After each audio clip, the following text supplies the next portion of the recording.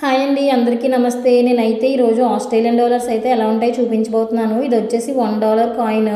$1 అంటే మన ఇండియన్ కరెన్సీలో 55 రూపీస్ పడుతుంది.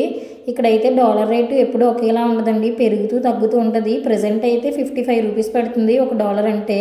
ఇది వచ్చేసి $2 కాయిన్. $2 అంటే మన ఇండియన్ కరెన్సీలో 110 రూపాయలు పడుతుంది. ఇవి వచ్చేసి సెంట్స్ అనమాట.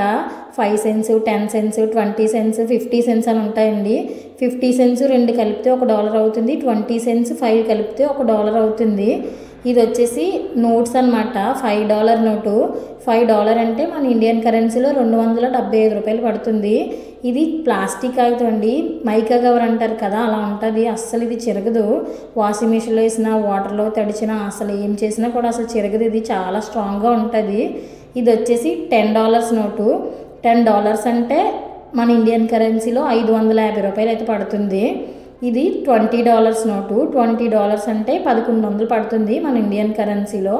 ఇది వచ్చేసి $50 నోటు. $50 అంటే 2750 పడుతుంది. నా దగ్గర $100 లేదండి, నేనైతే ఫోటోలో చూపిస్తున్నాను, ఇలాగే ఉంటుంది. $100 అంటే 5500 పడుతుంది. Thanks for watching.